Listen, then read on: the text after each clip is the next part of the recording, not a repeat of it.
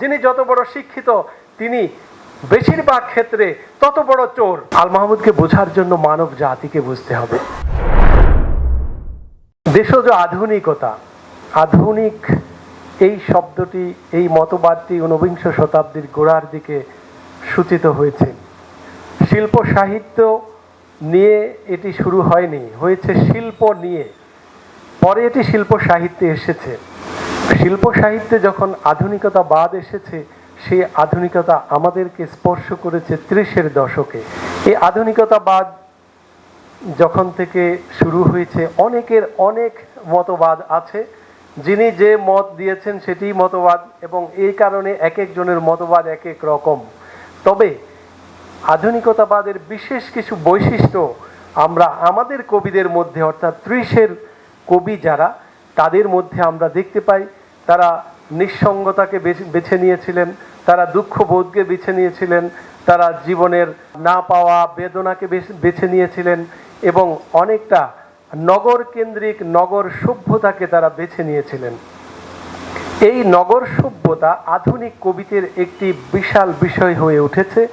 আজকের সময় পর্যন্ত আধুনিক কবিরা এই নগর সভ্যতার পেছনে ছুটছে, এবং যে জীবনটি হয়তোবা আমি যদি বলি এটি এক ধরনের মেকি জীবন।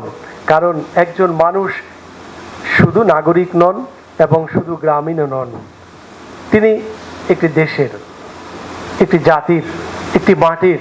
আল মাহমুদকে যদি বিবেচনা করতে হয়, তাহলে আল মাহমুদকে যদি আমি কাছে থেকে দেখি, দূরে থেকে দেখি, ভেতর থেকে দেখি, বাহির থেকে দেখি, তাহলে তাকে বিচার করতে হবে তার কর্ম দিয়ে, তার লেখা দিয়ে। যেই প্রসঙ্গটি হিজল জুবাইর উত্থাপন করেছে যে তিনি নাস্তিক থেকে আস্তিক হয়েছেন, আসলে বিষয়টি এমন নয়। আল মাহমুদ কখনো নাস্তিক ছিলেন না। তার প্রমাণ তার গ্রন্থগুলো, তার প্রথম বই থেকে শুরু করে সর্বশেষ বই পর্যন্ত আমরা দেখতে পাই তিনি একটি আস্তিকতার ভেতর দিয়ে বেড়ে উঠেছেন। তবে আস্তিকতায় তার একটি সময় সংশয় জেগেছিল, তিনি সংশয়ের মধ্যে ছিলেন। আল মাহমুদকে বোঝার জন্য মানব জাতিকে বুঝতে হবে। মানব জাতির সূচনা থেকে পৃথিবীতে যে প্রশ্নগুলো উত্থাপিত হয়েছে, সেই গুরুত্বপূর্ণ প্রশ্নগুলো হলো: মানুষ কেন জন্মায় পৃথিবীতে, কেন আসে, এসে কি করে, মানুষের কাজ কি, কি দায়িত্ব, মানুষ কি শুধু শুধু আসে নাকি তার কোনো কর্ম আছে, আর যদি কর্ম থেকে থাকে সেটি কি এবং কিভাবে সেটি আঞ্জাম দেবে। আবার পৃথিবীর জীবনের পরে মানুষ যখন মৃত্যুবরণ করে, কেন মৃত্যুবরণ করে, মৃত্যুর পরে কি কোনো জীবন আছে, সেই জীবনে কেন মানুষ, সেই জীবন কেমন হবে যদি থেকে থাকে, আর না থেকে থাকলে কি হবে। এই প্রশ্নগুলোর মীমাংসার জায়গা থেকে আল মাহমুদকে বিবেচনা করতে হবে। তিনি যেমন দেশজ, তিনি যেমন গ্রামীণ, একই সাথে তিনি আধুনিক, তিনি একই সাথে নাগরিক এবং শহর কেন্দ্রিক, একই সাথে তিনি বৈশ্বিক, অর্থাৎ তিনি গ্রামের একজন মানুষের ভেতর দিয়ে গোটা বিশ্বের মানব জাতিকে দেখেছেন। তিনি এশিয়ার মানুষকে দেখেছেন, তিনি আফ্রিকার মানুষকে দেখেছেন, তিনি ইউরোপের মানুষকে দেখেছেন, এবং মানব জাতির যে ক্ষয়ে যাওয়া সভ্যতা তাকে তিনি অসাধারণভাবে ক্রিটিসাইজ করেছেন। আল মাহমুদ দেশজ হয়ে তিনি বহির্দেশীয়, তিনি দেশীয় হয়ে আন্তদেশীয়, অর্থাৎ একজন মহৎ কবি, মহান কবি বা বড় কবি যখন কোনো ভাষায় জন্মায়, তিনি সেই ভাষায় আর সীমাবদ্ধ থাকেন না, তিনি গোটা বিশ্বের মানুষের ভাষার হয়ে ওঠেন, গোটা বিশ্বের মানব জাতির ভাষা হয়ে ওঠে। তিনি মানব জাতিকে নিয়ে ভাবেন। প্রিয় বন্ধুরা, আল মাহমুদ যেভাবে নিজেকে নির্মাণ করেছেন, ঠিক তার চেয়ে বেশি নির্মাণ করেছেন তিনি তার কবিতাকে। তিনি আতর বা সুগন্ধি ব্যবসায়ী পরিবার থেকে উঠে এসেছেন, তার পূর্বপুরুষ সুগন্ধি ব্যবসা করতেন। সেই সুগন্ধির বিষয়গুলো তার কবিতার মধ্যে প্রচণ্ডভাবে আছে। আল মাহমুদের যে গ্রন্থটি সবচেয়ে বেশি আলোচিত, সোনালী কাবিনের কথা আমরা কথায় কথায় বলি, সেই সোনালী কাবিন, সেই সোনালী কাবিনের একটি কবিতার কথা যদি আমি বলি, প্রত্যাবর্তনের লজ্জা, কি বলছেন তিনি? বলছেন শেষের দিকে: কুয়াশার সাদা পর্দা দোলাতে দোলাতে আবার আমি ঘরে ফিরব, শিশিরে আমার পাজামা ভিজে যাবে, চোখের পাতার উপর শীতের বিন্দু জমতে জমতে হঠাৎ নির্লজ্জের মতো উঠে আসবে লাল সূর্য, পরাজিতের মতন মুখের উপর রোদ নামলে সামনে দেখব ছড়ানো ছিটানো গ্রাম, জলার দিকে বকের ঝাঁক উড়ে যাচ্ছে। তারপর দারুণ ভয়ের মতো ভেসে উঠবে আমাদের আটচালা, কলার ছোট্ট বাগান, দীর্ঘ পাতাগুলো না না করে কাঁপছে। বৈঠকখানা থেকে আব্বা আমাকে দেখে নিয়ে মুখ নিচু করে পড়তে থাকবেন, ফাবিয়া ইয়ালা রব্বিকুমা তুকাজ্জিবান। বাসি বাসন হাতে মা আমাকে দেখে হেসে ফেলবেন, ভালোই হলো তোর ফিরে আসা, তুই না থাকলে ঘর বাড়ি কেমন শূন্য হয়ে যায়, হাত মুখ ধুইয়ায় নাস্তা পাঠাই। আমি মাকে জড়িয়ে ধরে আমার প্রত্যাবর্তনের লজ্জাকে ঘষে ঘষে তুলে ফেলবো। কি অসাধারণ গ্রাম বাংলা, কি অসাধারণ জীবন তিনি তুলে এনেছেন। এই যে কুয়াশার সাদা পর্দা দোলাতে দোলাতে আবার আমি ঘরে ফিরবো, কুয়াশার পর্দা কি আপনারা দেখেননি? বাংলাদেশের মানুষ দেখেনি? কোন নাগরিক কবি দেখেনি? কোন নাগরিক মানুষ দেখেনি? কোন শিল্পপতি দেখেনি? বাংলাদেশের সমস্ত মানুষ দেখেছে।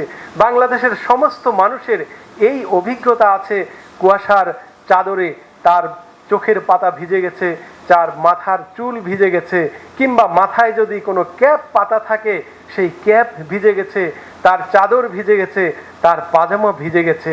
এবং ছড়ানো ছিটানো যে গ্রাম বাংলা, এই বকের ঝাঁক যে উড়ে যাওয়া সকাল এবং সন্ধ্যায়, কে কোন চোখ দেখেনি? দেখেছে সবাই। এবং একটি চিত্রকল্প কি অসাধারণ। বৈঠকখানা থেকে আব্বা আমাকে দেখে একবার মুখ নিচু করে পড়তে থাকবেন, ফাবিয়া ইয়ালা রাব্বিকুমা তুকাজ্জিবান। যে মহাগ্রন্থ আল কোরআনের একটি আয়াতকে তিনি ব্যবহার করেছেন এবং এ আয়াত প্রতিদিন তিনি শুনতেন তার বাবার কণ্ঠে। তার বাবা এটি প্রতিদিন সকালবেলা তেলাওয়াত করতেন। কি অদ্ভুত বিষয়! গ্রামের এই যে জীবন্ত জীবন, এটি জীবন্ত জীবন। 30-এর কবিরা যখন নিঃসঙ্গতায়, হতাশায়, দুরাশায় মুছড়ে পড়ছে, তখন আল মাহমুদ এই সমস্ত ভরপুর চিন্তায় খুবই সমৃদ্ধ। তিনি তার অদৃষ্টবাদীদের রান্না বান্না নামে একটি বই আছে। প্রিয় বন্ধুরা, একবার ভাবুন তো, একটি বইয়ের নাম অদৃষ্টবাদীদের রান্না বান্না। আমরা তো শুধু সোনালী কাবিনের কথা বলি। একবার পড়ে আসুন অদৃষ্টবাদীদের রান্না বান্না, একবার পড়ে আসুন মায়াবী পর্দা দুলে ওঠো, একবার পড়ে আসুন আমি দূরগামী, কিংবা দ্বিতীয় ভাঙন, অথবা সেলাই করা মুখ। সেখানে দেখতে পাবেন কিভাবে বিশ্ব, কিভাবে মানব জাতি, কিভাবে মানব জাতির ভাষা সংস্কৃতি, কিভাবে মানব জাতির বিশ্বাস রূপায়িত আছে, শৈল্পিক হয়ে উঠেছে কিভাবে আল মাহমুদে এসে। আল মাহমুদ তিনি মাটির রস নিংড়ে নিয়েছেন। তিনি ঢাকায় এসেছেন রাবারের স্যান্ডেল পরে, পলিস্টার জামা এবং প্যান্ট পরে, হাতে একটি ভাঙা সুটকেস ছিল। তাকে টিটকারি করা হতো, ভাঙা সুটকেস নিয়ে তিনি ঢাকায় এসেছেন। তিনি বলেছেন, আমি এই সুটকেস থেকে খুলে দিয়েছি বাংলাদেশের ফুল, পাখি, নদী। এই সুটকেস থেকে বের করে দিয়েছি। সোনালী কাবিনে সেই জিনিসগুলো কিন্তু প্রচণ্ডভাবে যেমন আছে, আমি যে বইগুলোর নাম বললাম এই বইগুলোর মধ্যেও আছে। তিনি যখন বলেন, অদৃষ্টবাদীদের ভেতর থেকে এখনই যে শিখা লকলকে হবে, আমরা সে আলোয় পরস্পরকে চিনে নিতে চাই, এখানেই আল মাহমুদ। কিংবা এখন এমন একটি সময় যখন দিন ও রাত্রির আবর্তনকে আমি যুক্তির দ্বারা সাজিয়ে নিতে চাই। আমি যেমন আমার যৌবনের প্রতিটি সন্ধিস্থলকে প্রশ্ন করেছিলাম, নরনারীর দেহগত সম্মিলন, পুষ্পের প্রস্ফুটন, নদীর বহতা গতিকে, আজ সেই প্রশ্নমালাকে আকাশের দিকে ঘুরিয়ে ধরলাম। আল মাহমুদকে এই জায়গা থেকে বুঝতে হবে, না হলে আমাদের কিঞ্চিত ভুল হবে। তিনি এদেশের মাটিকে, মাটি নিংড়ে রস যেমন নিয়েছেন, এদেশের ফুলের দুলনি, পাতার দুলনি, ক্লোরোফিলের যে বিষয়টি, ক্লোরোফিলের ছিল আমার সবুজ ভরা গাত্র, সাগর ভরা ছিল আমার লবণ জলের পাত্র, সব বিষিয়ে দিচ্ছে মানুষ ধোঁয়ায় আকাশ অন্ধ, কলের বিষে তলিয়ে গেছে গোলাপ ফুলের গন্ধ। শস্য ছিল, শ্যামল ছিল, ছিল সুখের পার্বণ, শান্তিটাকে পুড়িয়ে মানুষ করলো কালো কার্বন। পক্ষী কাঁদে, পুষ্প কাঁদে, রসায়নের রান্না, বন্ধ করো, বন্ধ করো, আর পারি না, আর না। প্রিয় বন্ধুরা, আল মাহমুদের একটি কবিতা প্রকৃতি, কত দূর এগুলো মানুষ, এই একটি বাক্যের মধ্যে আপনি গোটা বিশ্বকে দেখতে পাবেন। মানুষ কোথায় এগিয়েছে? বিজ্ঞানে এগিয়েছে। মানুষ কোথায় এগিয়েছে? যন্ত্রে এগিয়েছে। আজকে কম্পিউটার, মোবাইল থেকে শুরু করে বিমান, সুপার বিমান, আমরা সুপার বিমানে এক জায়গা থেকে অন্য জায়গায় ছুটছি। আমরা এখানে বসে আমেরিকা পৃথিবীর সর্বশেষ প্রান্তে একটি মেসেজ পাঠাবো, কয়েক সেকেন্ড লাগছে। এই যন্ত্র আমাদেরকে শিখিয়েছে 24 ঘন্টায় একদিন, 1 ঘন্টায় 60 মিনিট, 1 মিনিটে 60 সেকেন্ড, এবং একটি সেকেন্ডকে 1000 ভাগে ভাগ করার যন্ত্র আবিষ্কৃত হয়েছে, যাকে ন্যানো সেকেন্ড বলা হয়েছে। আল মাহমুদ প্রশ্ন রাখছেন, বিজ্ঞানে এতটুকু এগিয়েছে, মানবিক দিক থেকে মানুষ কতটুকু এগিয়েছে? যদি মানবিক দিক থেকে মানুষ না এগোয়, তাহলে এই সভ্যতা তো মুখ থুবড়ে পড়বে। সভ্যতাকে যদি উচ্চকিত করতে হয়, উন্নত করতে হয়, আধুনিক করতে হয়, তাহলে মানুষের যন্ত্রের এবং বিজ্ঞানের অগ্রগতির সাথে সাথে তাদেরকে অবশ্যই মানবিক অগ্রগতি থাকতে হবে। মানবিক অগ্রগতি থাকলে রাজপথে একটি মাথা পাথরে থেতলাতে পারে না আধুনিক পৃথিবীতে, আধুনিক সভ্যতায়। এটি ইম্পসিবল। যদি মানবিক উন্নতি থাকে, তাহলে একটি দেশের শাসক তার তারুণ্যকে সরাসরি নাথাল ওয়েপন দিয়ে গুলি করতে পারে না, এটি অসম্ভব। মানবিক বোধ যদি মানুষের উন্নতি হয়ে থাকে, তাহলে মানুষ একটি রাষ্ট্র লুট করতে পারে না, রাষ্ট্র ডাকাতি করতে পারে না, প্রত্যেকটি ব্যাংক খালি করতে পারে না। এদেশের প্রত্যেকটি উচ্চ শিক্ষিত মানুষ যখন, যিনি যত বড় শিক্ষিত, তিনি বেশিরভাগ ক্ষেত্রে তত বড় চোর, তিনি তত বড় ডাকাত, তিনি ততটা বেশি অন্যের সম্পদকে দখল করতে চান, অন্যের টাকা লুটপাট করতে চান। এই কথাগুলো কি করে আধুনিক ভাবে আল মাহমুদ এনেছেন? মানুষ মানুষ করে যারা, মানুষ তারা কে? অফিস বাড়ির মধ্যে রোবট কলম ধরেছে, নরম গদি কোষণ আসন, চশমা পরা চোখ, লোক ঠকানো হিসাব লেখে কম্পিউটারে শ্লোক। বাংলাদেশের কপালপুরে ঘূর্ণিঝড়ে চর, মানুষ গড়ার শাসন দেখে বুক কাঁপে থর থর। হায় রে মানুষ রঙিন ফানুষ, গান শুনুনি ভাই, মানুষ হবার ইচ্ছে আমার একেবারে নাই। কিংবা তোমরা যখন শিখছো পড়া মানুষ হবার জন্য, আমি না হয় পাখি হব, পাখির মতো বন্য। এই যে পরিস্থিতিটা, এই পরিবেশটি, এটিকে বিবেচনায় আনতে হবে একজন কবিকে। কবি, তিনি জীবনের শিল্পী, তিনি স্বপ্নের শিল্পী, তিনি আনন্দের শিল্পী, তিনি অন্য রকম জীবনের শিল্পী। এই শিল্পীকে অবশ্যই মানবতার সাথে এগুতে হবে, মানব জাতির কল্যাণের সাথে এগুতে হবে। যে শিল্পী শুধু শিল্পের জন্য শিল্প করেন, তার কাছে মানব জাতি ধ্বংস হয়ে গেলে কিচ্ছু যায় আসে না। যেমন গাজা, যেমন ফিলিস্তিন ধ্বংস হয়ে যাচ্ছে, অনাহারী মানুষ 2 দিন 3 দিন খেতে পারছে না। সেই মানুষ যখন এক মুঠো খাবারের জন্য লাইনে দাঁড়ায়, সেই লাইনে যে মানুষ নামের পশুরা গুলি করতে পারে, সেই সভ্যতার মুখে থুতু ছেটা ছাড়া আর কি দেয়ার থাকে? আল মাহমুদ বলেছেন এই জিনিসগুলো, যে এই সভ্যতা মানুষকে কেবল ভোগের পাত্র করে তুলেছে। মানুষ তো শুধু ভোগের পাত্র নয়। পুঁজিবাদের সবচেয়ে বড় অসুবিধা এখানে, তিনি সাম্যের যে সুষম বন্টন চেয়েছেন, এই কারণে চেয়েছেন যে পুঁজিবাদ মানুষকে ভোগের পাত্র করে তোলে, পুঁজিবাদ মানুষকে সেলফিশ করে তোলে, পুঁজিবাদ মানুষকে নিঃসঙ্গ করে তোলে, নির্মম করে তোলে। তার একটি সমাজ আছে সে ভুলে যায়, তার একটি দেশ আছে সে ভুলে যায়, তার পরিবার আছে সে ভুলে যায়, এবং মানব জাতি যে একটি সুন্দরের ভেতর দিয়ে পৃথিবীর বাগানে বসত করে ঘুরে বেড়ায়, সে কথাও সে ভুলে যায়।